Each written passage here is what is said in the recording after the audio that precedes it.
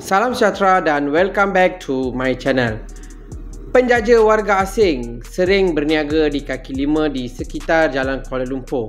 Dan berkaitan isu ni, DBKL telah pun mengambil tindakan penguatkuasaan terhadap penjaja-penjaja warga asing ni yang berniaga sesuka hati di kaki-kaki lima di sekitar Kuala Lumpur.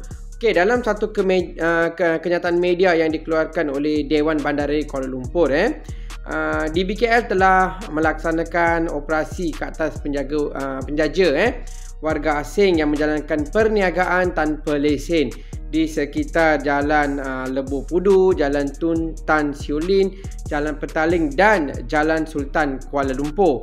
Okey, tindakan yang diambil adalah 13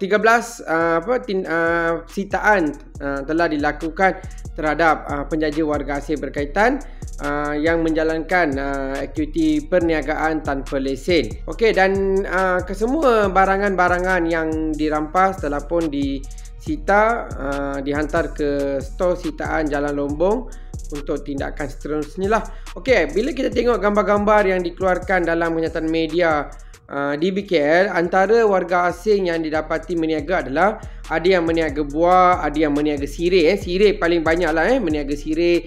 Ada juga yang berniaga rokok. Tak tahulah rokok ni rokok serudup ke, rokok berlesen ke, apa benda ke. Ada yang jual rokok. Lepas tu ada yang jual macam kuih-kuih, tak tahulah kuih apa dalam plastik. Dan ada yang jual macam pakaian, tak tahulah pakaian baru ke, bandel ke. Tapi yang menjalankan perniagaan ini adalah rata-ratanya adalah warga asing.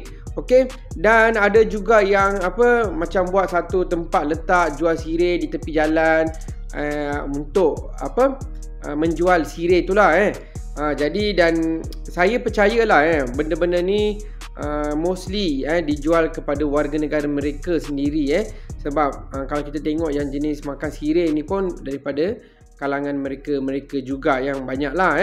Jadi satu tindakan yang bagus daripada DBKL dalam proses ataupun tindakan membanteras penjaja warga asing yang berniaga tanpa lesen. Okey, syabas kepada DBKL. So kepada korang yang dah tonton video saya ni, jangan lupa untuk kongsikan link video ni kepada kawan-kawan dan jangan lupa untuk tekan butang subscribe di bawah ini. Support channel saya. Terima kasih.